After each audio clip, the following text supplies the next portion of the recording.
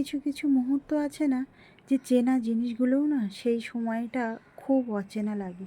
তখন জীবনের কোনো কিছু আর ভালো লাগে না। কোনো কিছু থাকে না আশা, কোনো কিছু থাকে না ইচ্ছা।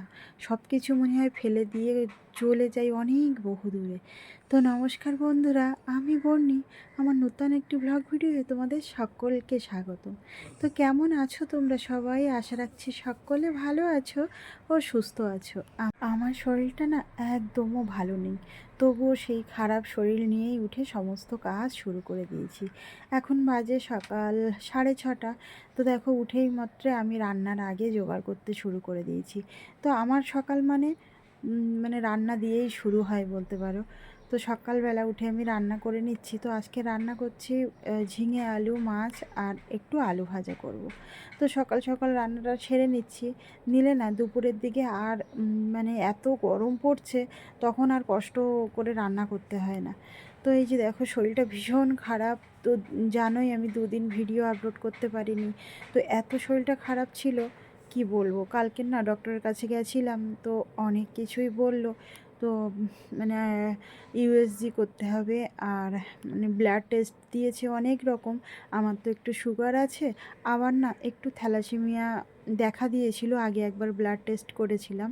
তো আবারও মনে হচ্ছে থ্যালাসেমিয়াটা হয়তো বেড়েছে। আমার আর না রোগের শেষ নেই।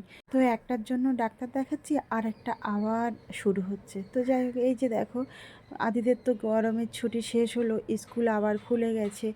আর স্কুল খুলেছে সোমবার থেকে, কিন্তু আমি তো ভিডিও আপলোড করতে পারিনি বা ভিডিও করতেও পারিনি, তাই তোমাদের দেখাতে পারিনি। তো আজকের হচ্ছে বুধবার, আর আজকের আদির বাবা দেখো স্কুলে দিয়ে আসতে যাচ্ছে। আর জানো তো, আমার না অসুস্থতার কারণে আদির বাবা কিছুদিন হলেও কাজে যাচ্ছে না। তো একবার আমি মাথা ঘুরে পড়ে গেছিলাম বাথরুমে। তো তারপর থেকে একটু শরীর খারাপ হলে না নিজের উপরে খুব ভয় হয়। মনে হয় যে কোথাও যদি পড়ে যাই, কেউ তো আমাকে দেখতে আসবে না।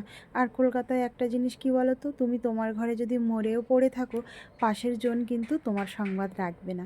এই দিক থেকে আমাদের গ্রাম অঞ্চল না অনেক ভালো। কারোর যদি কিছু হয়, তো পাশের বাড়ির লোক, পাড়ার লোক, কত লোক দৌড়ে আসে যে কিছু একটা হয়েছে। কিন্তু এখানে তেমনটা নয়।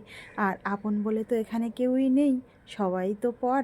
তো কাজের সূত্রে আছি, আর কি বলবো। তো এই যে দেখো, অসুস্থ শরীর নিয়েই মানে কাজগুলো করছি। বিছানার চাদর না মানে পাল্টানো হয়নি আগের দিন। তো আজকের আদি স্কুলে চলে গেছে, আর ওর বাবাও আদিকে দিয়ে আসতে গেছে, সেই ফাঁকে আমি বিছানার চাদরটা পেতে নিয়েছি। আর বিছানার চাদর পরিষ্কার পরিচ্ছন্ন না হলে না কেমন একটা লাগে। আর যারা ঠাকুর ভোগ দিতে গিয়ে দেখি ঠাকুর ঘরে কোনো ভোগ আর নেই। তা আবার গেলাম বাজার মানে দোকানে। দোকান থেকে দেখো, এই যে কাটা মিছরি নিয়ে এসেছি, একটু নকুলদানা আর বাতাসা। এখন না গোপাল সোনাটারও খুব মানে কষ্ট হচ্ছে বলতে পারো। সেভাবে ফল টল কিছুই এনে দিতে পারছি না, আর বাজারেও যেতে পারছি না। আজির বাবার কিছুদিন হলো কাজ বন্ধ। জানোই তো, আমাদের মতো নিম্ন মধ্যবিত্ত বাড়ির কাজই হচ্ছে সম্বল। তো দুটো দিন কাজ বন্ধ হলে না সংসারের দিকে টান পড়ে যায়। তো যাই হোক, এইভাবে টুকটাক করে ম্যানেজ করে দিন চলছে। তো আমার মানে ওষুধ দিয়েছে অনেক রকম, তো তাতেও কিছুটা টাকা খরচ হয়ে গেল। আর তার জন্য না মানে কি বলবো, সংসারের প্রচুর টানাটানি চলে এসছে। আর আমার অসুস্থতার জন্য আদির বাবাও কিন্তু কাজে যেতে পারছে না।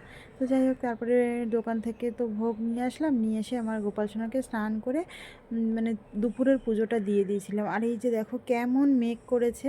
তো আজও না ভীষণ মেঘ করেছে, মনে হচ্ছে বৃষ্টি আসবে। তো যখন মেঘ করছে একটু ঠান্ডা লাগছে, তারপরে এত গরম পড়ছে, তো মাথাটা মানে ঘুরছে গরমে।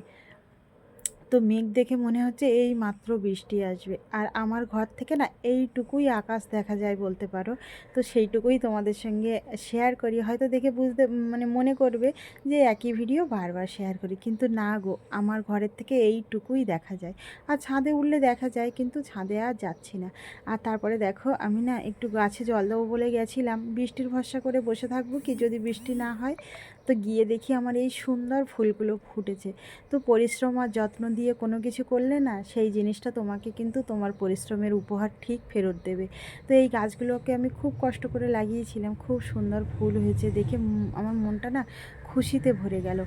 আর এই যে দেখো, এখন কিন্তু বাজে মানে 7:30 8টা হবে সন্ধে। তো আমি সন্ধে টন্ধে পরে দিয়ে নিয়েছিলাম, তোমাদের সঙ্গে আর দেখাতে পারিনি।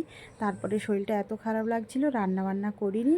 তো আদির বাবা গেছিলো বিরিয়ানি আনতে, তো এই যে তিনজনে বিরিয়ানি মানে নিয়ে খেতে বসে গেছি। তো অসুস্থতার কল্যাণে পড়লে একটু রান্নাবান্না বন্ধ হলে না, তখন একটু বিরিয়ানি আনা হয় বলতে পারো। তো টাকা প্রচুর লাগে, তবুও একটু আনন্দ করে কিছুটা খাওয়া। আমার শরীরটা ভীষণ খারাপ ছিল, তো রান্নাবান্না কিছুই করতে পারিনি। তো আর ভিডিওও বেশি ক্লিপ নিতে পারিনি, অল্প অল্প যেটুকু ভিডিও ক্লিপ নিয়েছি তোমাদের সঙ্গে সেটুকুই শেয়ার করলাম। তো চেষ্টা করছি আবার মানে আগের মতো করে ভিডিও করতে। তো কেমন লাগলো জানিও, সবাই ভালো থেকো, সুস্থ থেকো।